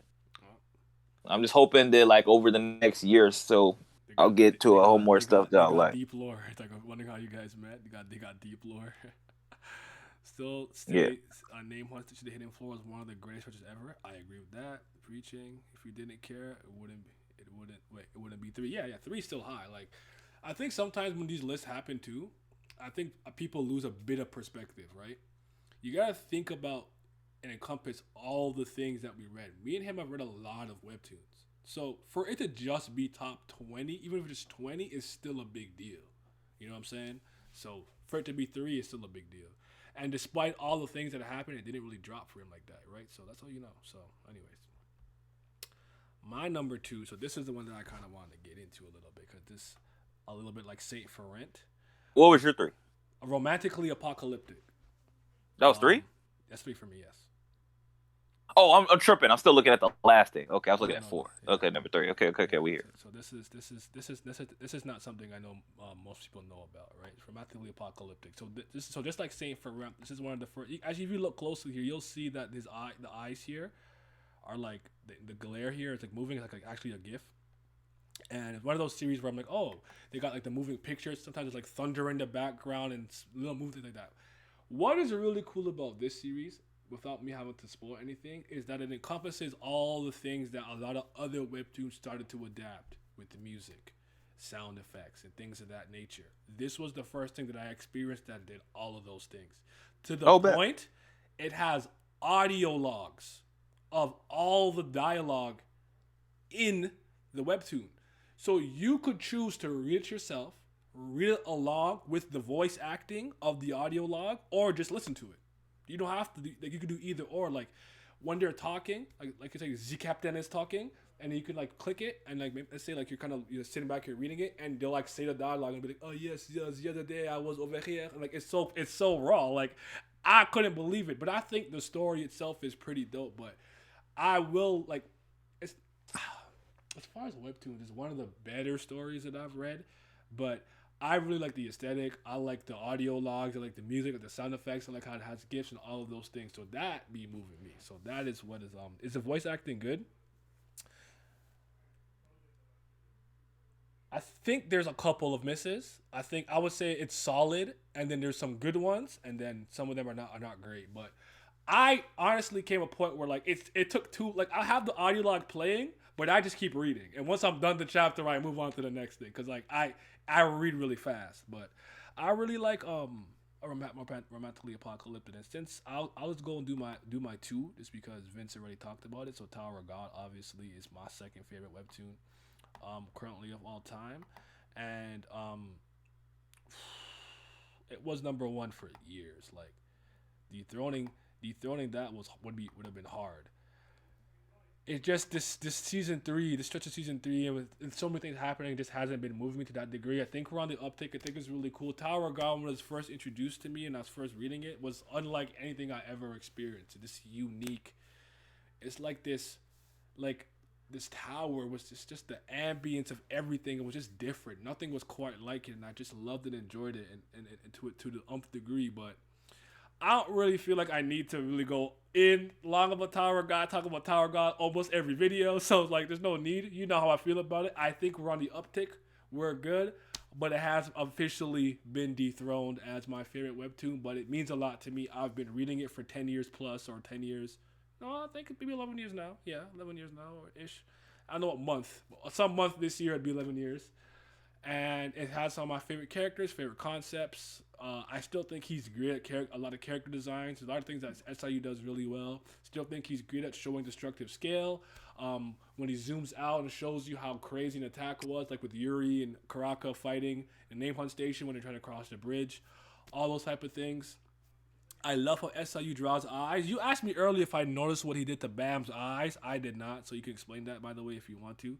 But yeah, man, it's just Okay. I would like to say I would like to say something else on this. I guess, even though we're not supposed to make the comparisons and all that, because I think everybody already knows what our top ones are. So like that, I'll speak on two. Did I you gotta want speak to on two. do you want to see your two real quick though? I guess. Oh, hold on. I'm gonna just speak on this point Yeah. between. Okay, so here's the thing, right? Fundamentally, you can't really compare Tower God and like writing styles to an extent because they're not trying to do the same thing. Mm-hmm. But the reason why we could talk about Kubera's writing compared to Tower of God is because for us, at least, what Kubera and what Kurigama's trying to do, she is way more consistent, concise, clear, and like way better at integrating her writing techniques than than my boy SIU is doing currently. Mm-hmm. Like, and my problem with Tower God, because to me, if I had to say what had a higher ceiling for me, even now, Tower of God probably still has a higher ceiling overall than Kubera, just because of the nature of the action and just the type of world it is. Like, I would probably tell you that Tower of God is more of my preferred style of just something I would have wanted to read because it's action and just the beginning atmosphere and stuff like that. And I don't even like he don't need to do the same stuff. Like all the interweaving and all the stuff that she's doing, like she's a separate beast with that, and that's not something I would have needed in Tower of God. Not the same. Like you got to interweave certain things, but obviously this what happens in Kubera is a 101. You can't do nothing about that. But my thing is, and the biggest thing I'm comparing, because like I don't compare these series a lot, because like it's always funny, but it's just like obviously people are like, why you compare?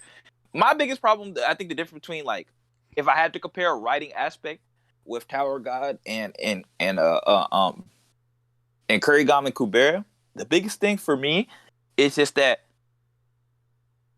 and I think I see this in your reactions. I said it's one thing.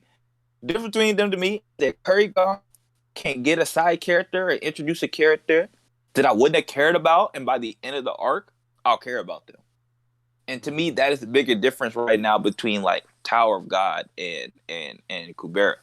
It's like there's people in Tower of God that are arc specific or just show up. Like I'll give you an example. Like when you and me we talk about the last station and who was it? The guy who ran the last station. Yeah. I was like, bro, like, do we care about that at all? No.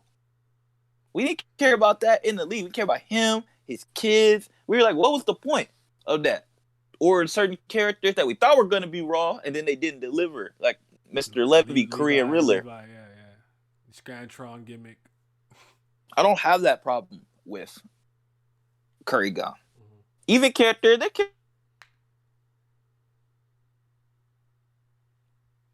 Vince? I disappeared? Yeah, going back. There you go. Oh, okay. But Kurigama always makes me feel care about the characters to some extent. But then again, I'll just leave it there for now. But like I said, I'm not trying to make a big comparison out of it. But I have to say, if you had to ask me what my difference between the two series were. Bam's arm sometimes becomes cross-eyed and it's kind of annoying. I actually think that he has that problem just in general. Like, depending on... Bam does look kind of ugly a lot of times this season. And I do think it's been more exacerbated. But sometimes I think when he draws characters from a certain angle, like a disc like that, he's not kind of good at making them kind of look the same way. They're kind of googly-eyed. But it is what it is, But, all right, what's your number 2, brother? All right, so my number 2 is a series I probably talked about other than, because we already talked about Kubera so much, Random Chat or Random Chatting. This story, for me, is a slice of life, and I'm praying it doesn't have the normal slice of life problem where it goes on far too long. But the reason that this is my most highly rated slice of life in this style of webtoon is because, one, I think the vast amount of topics that it touch on, themes, is great. Okay, good. I have to see. This is next on my list to get through properly. See, I got a way different perspective of random chatting than y'all do. I don't know how y'all feel about it, but I feel completely different. I know my perspective's not gonna be the same as any of y'all for reading this. But the vast majority of topics that they touch on, this is touching from things of the series has lost you. See, like I said, different perspective. But like, so the vast majority of the themes that it touch on are completely different. I think the way that it handles conflicts is pretty interesting. For example, there's one instance in the story that the main character and one of the other characters, the bully character, they used to be friends back in the old days, but because of misunderstandings, a lot of times that happen in the slice of life, they're not. And the story gets it where they kind of like forgive each other, but the main character's like, but we not friends no more. We not cool no more like that. But like, I'll see you around. And to me, I love that. And I think that the main character, Vince, a lot of stuff Vince, is. Don't forget what you're saying, just real quick, guys, because you know both are number ones. I'm just posting my list here, in case you just want to go through it yourself. So the link that I just posted is that. Keep going, my bad. And I'm gonna post yours too. No, you're good. You good. Yeah. And with what random chatting, what you see, he said, "Don't lose the direction." I already lost it. No, but I just like the way that a lot of things are like it touches from things as far as like dating, bullying, gossip, some of the normal Korean stuff with standards and stuff like that. But I thought it touched on more of like the dangers of like chatting online, like what people are different from how they are online to how they are in person. Like people pretending to put on a facade and being terrible actually in real life or just like switching up on you. And I like a lot of stuff is going, but it definitely is going to have one of the problems I think that it always has where every slice of life just unfortunately has this problem where it just overstays its welcome. But I like a lot more of the characters in this story. I like a lot more of the conflicts and where it's coming from. It's like the people that you thought were good are bad, and people you thought were bad are good. What else do I really like about this story? How's the art? The main character has some similar strengths and problems that John has, but I think it's executed better. Some people will probably still complain about the pacing, but I think out of all the slice of life Webtoons I read, this definitely has one of the better pacings. Thank you. Of it, because they all have pacing issues to some regard where they overstate what they're trying to do, but this has one of the better ones. You know, because he got his problem. Because like to me, you got to remember where he started from. He was a loser that couldn't get no friends, and he couldn't even talk. And he get to a point where it's like he still has anger issues and stuff like that. And to me, a lot of that stuff does not disappear overnight. So it happening or reappearing throughout the course of the story, that's never been an issue for me. For like, I understand that some people read stories and they're just like, oh, he going through this again. But like, some things are not solved in like one conflict. I know that's like normally the thing that happens in manga and stuff like that, where it's just like the character has a problem that's resolved within the arc. But realistically, that's not really what happens in real life. Like, you don't, like, I don't have an anger issue. And I'm just like, you know what? I went through this. I'm better tomorrow. It takes years and a whole bunch of stuff happening. So I just honestly, I like a lot of stuff that goes on there. I like the art style. I like Hamen. She's one of the best female characters of all time. She's great. And it's like we're into a new world problem. But yes, I agree that there is a plot with the president and the main girl and stuff. Oh, the secondary main girl, I guess she is now, the orange hair girl that I don't like. That plot line, it seems that they're starting to do too much with that. But we'll see. If hopefully it don't go on too much longer, but I think it got a lot of good things going for it. But yeah, Would there be a webtoon suggestion time specifically? I mean, I could suggest you webtoons if you want me to. I do have a couple. Like I did a couple of recommendations for a couple of series. I mean, it just depends. Like, if it's a series that I think is that important, but I am actually working on a couple, so you will see. But yeah, I generally when I make these lists, I give you guys can always go and see it, right? And I try to explain my reasoning behind it and whatnot. So like in a lot of ways, sometimes this is me recommending something, but by explaining to you why I like it. My case is moving you, it's moving you. If it's not, it's not. But they ask you what chapter you're on. You caught up to random chat? no, not all the way. Last time I checked, I was like 160, 70. So no, I get where they come. coming 215. He said he doesn't really like it. Yeah. I haven't read in a while, but like I understand that. Like I already saw like the little holes of what's going on. But All right. It's Kubera time. Talk. All right, it's time. All right. You see Brilith in the front, yes sir. Looking bad, pieces of fire. Altera, yes sir. Agni, I will beat your ass for Brilith. Okay. I will fight Agni to the death. Jesus Christ. I will rid the universe of all fire, of all flame, of any element in the periodic table that could be used to create fire. I will destroy it. Okay. Right? This story is right up my alley. This story saved my channel. This story saved me, saved my soul, it saved my faith and belief in webtoons, all kinds of stuff. When I hear people talking about the writing, Tagashi, oh my god, and blah blah, I'm like, this is who y'all should be talking about this like that. Her, Kurigam, top one, the best, greatest. I don't want to hear about Tagashi. I don't want to hear about Isayama. They're not holding a candle to her on her worst day and on their best day. They can't compete. They're not ready. All right. Funny series is extremely hilarious. Yet I do think that it's dense. One thing about this series, like it's not perfect because I think it's an acquired taste. I don't think it's for everybody, and you have to have a high level of attention to detail or be willing to reread a couple times to kind of get the scope of the series. This is not a series that I believe you can kind of just read casually and really understand what's going on. I think you can have a very surface level understanding, but to really get all the moving parts, you got to revisit it, you got to talk about it, you got to do your own research and things of that nature. And what I truly appreciate most about this series more than anything else is that I don't think that my time is being wasted. Sure, season 1 might be somewhat difficult to get through, but that is the foundational pillar for what everything would be built off of. So even if you suffered through those 100 chapters, the payoff is worth it. Your time's not being wasted. It's long-term payoff. It's not short-term. All right? Like, I don't think the artwork is ugly at any given point. I think it gets better. I think it improves. I think the way her backgrounds looked and how expressive and vibrant her characters were present from the very first season. Now, it progresses, and I think you said this too. I don't think that her characters are more expressive. I think characters that didn't used to emote that much emote more like Maruna, so you see it more often. I still think that they were always very, very expressive, especially like Elise and Ran and those characters and things like that. I think the artwork is good. I think I'm a character guy, and I don't think she has a bad character yet. I really don't. Like, I don't think she has a bad character. I think that she has characters I don't like personally, like Lorraine, like Ganhavra, but I don't think she has any bad characters.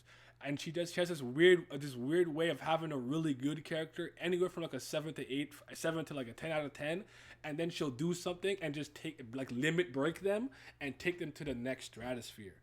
Brilith be an example, Asha be an example. I would argue that Ran and Maruna are examples of these too. Their characters are really good from the get-go, but just kind of get better. Her characters are dynamic. They're not static in nature. So as things are happening throughout the narrative, their ideologies, goals, and motivations and whatnot change, shift, or they might have to prioritize things over another. And even though a character might have a specific archetype, Ran, you're the comedy guy. It might not always be that way. Oh, Lutz, you're the very serious, pragmatic guy. Then you see him in the special chapters. That boy just chilling. He like, oh, whatever. I like a girl who's just like got her own independent. Like, it's so multifaceted, so multi-layered. I love how she explores the backgrounds and flashback, the history of it by kind of taking the characters and putting them in the past. I think she has a very great grasp and understanding of time travel and the many worlds interpretation theory, if you know what that is. Like, I can't say enough. I think Asha is one of the most interesting characters I've ever seen in fiction, bar none. So, before you go, Vince, let me just read the comment. My bad. I need to cut you off, but like I'll be powering up, bro. Like I'm just looking at Brilliant. Like I need to talk about this. Random trying to not move me right now. But all right. Kubera time. Now you're gonna fight the God of Fire. Yes, sir. Best girl. Yes, sir. Kubera time. I'm amazed that Aggie didn't spawn kill those Aztecas. Kubera finna restore my faith in humanity. Yes. To just sent some to the 0th dimension after learning the fathomless fire. Greatest Webtoon ever. Yes, sir. Tagashi stray. Tagashi always gotta catch a stray or not a Naya stream. Asher Goat. To be honest, I think one of those things that where it's so hard to explain somehow good it is without having to give things away has to be experienced. I agree with that. Kubera saving humanity. It's hella acquired taste for sure. I agree. Kubera is one of the lighthouses that keep my faith in long fantasy webtoons. I feel that. It's trash. Season 1, come on. Season 1's not trash. Season 1 is a slow burn. I'm not saying it's not what you're saying is not a fair criticism. I do think you could criticize season 1 for being slow. You agree with that, Vince? Like absolutely, but he didn't say that. He said it was trash. Yeah, my point is it's all meaningful at the very least. That's why I don't mind it. It's like the foundational piece for what everything will be built off of. Because without that foundation, everything above it will crumble and fall. So that's why I still have a great deal of respect for it. I somewhat struggled to get through the first season until kind of like a little bit before the night it rained fired, but still. And then season 2 was when I really hit my stride. Kubera is not a flawless, perfect series. I think it's a masterpiece, but there's a lot of things like if you don't like the art from start to finish, I think that's a fair criticism. I still think that she handles a big cast really well, but her style of doing it I could see it be kind of messing with certain people. I've never claimed to be perfect, but again, it resonates to me on a level where not a lot of things do. But yeah, let me see. Season 1 is very solid. Season 1 very good. Whoa, the Wavering King, one of my favorite arcs. I feel that. You don't like Gunhaver? Nah, he a bum. It's very solid and set up for next season. Maruna facial expressions were hilarious. To be honest, I love it. I never thought I would like Maruna. Curry Masterclass. This is how to make a villain actually reflecting undoings and change. Yep. Who the hell says season 1 is trash? It wasn't me, but I hear it often. Like, actually, season 1's bad, but once you get to season 2, it's good. Like, I've heard that a lot. I agree. I was so stoked to see Recon finish and enjoy season 1. I didn't even know he was reading it. What the hell? How did I miss that? I gotta talk to Recon. It's slow, but it's very solid, and you appreciate it so much in later season. And I honestly have to understand, I'm a patient man when it comes to my stories. I actually prefer a slow start. Because I think you've heard me say this before, Vince, but maybe they haven't heard me say this. I find that series that tend to start off really high octane, high action, immediately like grab you with the fish hook, like chapter 1, 2, 3, spend the latter half of the series trying to regain that initial glory. I actually think you starting slow and transitioning upwards into that crazy, like people, oh, East Blue's crap, blah, blah, like East Blue's a slow burn into what the Grand Line would be like. I prefer that. Katekyoshi Hitman Reborn, for 61 chapters, is slice of life, the daily life arc. But if you're paying attention, it's slowly establishing characters, character roles, certain specific jargon to the Katekyo Hitman Reborn universe, the different mafia families, and things like that. And then, when Mukuro comes, she just hits the ground running because she's already done so much setup and establishment. All right, I'm rambling though, but yeah. All right. So for me, how I feel about that is that I look at it like this, right? Depending on what time you started Kubera, you're gonna look at it a little bit differently. When you look at, like, I'm reading Kubera, I'm like, this got 500 chapters. So if it's peaking in the hundreds, that ain't good, bruh. like that's not good to me. So I'm not saying that like people shouldn't be interested from chapter 1 or anything like that, because you obviously should. But my thing is, a lot of things in season 1, there was enough elements of good stuff there, interesting stuff there, where I don't feel like it was a drag or a slur. Like, I remember you had a similar issue too. When you first was reading the beginning, you were like, bro, like, when is this gonna do something? I personally thought she's a little overly verbose, and like I thought, but like again, I didn't expect everything to matter like that. So my opinion, right, exactly, and recontextualized, it looks better. Yeah. But yes, I can understand if you're reading it for the first time, because some of y'all already got the itis from the art style, so you're looking at the art, you're like, I don't like the art. There's not a lot of fighting going on, so you're just mostly everything you're looking at is the dialogue and the character relationships, and she's really, really playing this for the long run. And like I said, this story also is a matter of perspective of how you're looking at this. See, I've always looked at Kubera from the way it was written after trying the first after a while. I'm like, this is like a book or a novel. So like, this don't play how most webtoons in this medium is already playing out, and I already know. So like, as this gets more to be mainstream and stuff like that, it ain't gonna be like, or if it does, it's at any point, people are not gonna look at it. I'm not gonna say in its proper light, especially season 1, but they're not gonna be looking at it the same, especially if you're somebody who absorbs a lot of manga, a lot of other webtoons and stuff like that. Because yeah, it's not gonna come out the gate punching. But for me, it's always done what I needed to do. It's progressively gotten better over the course of the story every single time. She always finds a way up herself, or if not one up herself, find a new way to make it interesting, and that's all I needed. She won't run from it. She knows that one of the things she wasn't great at was depicting action, and she worked on it. She didn't run from it. I respect that. So, yeah, I know it was meant to be a novel. Curry thought writing the novel. Yeah, the author of Perfect Half had written a manga called Dark Air. Not safe for work. Not safe for work is my favorite.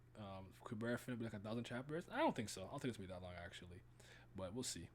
Not possibly 700. I'd like that. I think we're 65-ish% in there. It's very slow. But yeah, man, like long-term payoff.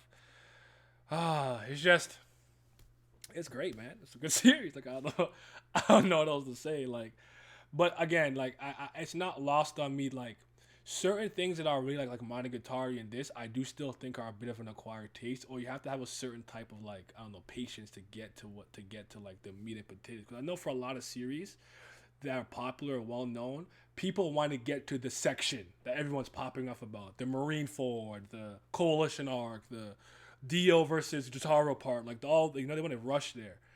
And I think if you don't properly build your way there, those moments you don't earn it the same way. So, anyways, I'm a fan of writing and storytelling, and this is the things that I excelled at academically. I also have to make this clear because it's like I'm not an artist, I'm not a musician, I'm not a mathematician, I'm bad at geography, I'm not a historian. But when it came to critical thinking, deconstruction, and analysis, that is where I excelled at in school. Stories, I've written many articles, short stories, and all kinds of stuff like that. Like this is what I understand, this is what I like, this is what I enjoy. So being able to read a story like Kubera, where I'm seeing a very high level of writing and storytelling, because I think you could be a good writer and a bad storyteller, and vice versa. So it's just great, and I'm very happy that you guys put me on this for real, for real. Like I'm here for the long run, you know. Shout out to Kubera, shout out to Kurrigan. Should go, man. It's go. Got any final words for the people? Ashura Hero is the greatest of all time. Remember that. Oh man, imagine Kubera with Story Guns running with SIU's art. Not with SIU's art, especially not season 3 art. Yeah, I'm very okay with Curry Gum's artwork. The only thing I would say is if she could somehow like tap into the artist of Gosu for like the action, that would be crazy. But even like the big Sura fights that are like kaiju type beat, like the kaiju's like this little crash, like that'd be moving me. Seeing Yaksha yeet niggas across the planet, like that shit funny, man. Gun Hava wrapping himself around, like they're still mad powerful, but yeah, it is what it is. So Team Lee's, hey man, team, I don't know what to do. I'm gonna see what happened, but my Priestess of Fire is out. But all right, I actually gotta head up. Thank you guys for coming through. Actually, Vince, you said what you had to say. We'll be back on a stream. Tuesday? I might do something. Whatever. I actually might give you guys a Cabrera video today. We'll see how I feel. I might just post this today. But, anyways, you guys take care. Yeah. She only has one assistant. That's Reset. The works are probably mixing her blood with other Webtoon authors. But all right, man. Y'all be safe. Oh, I should add a Patreon command. That's a good idea. All right. Peace.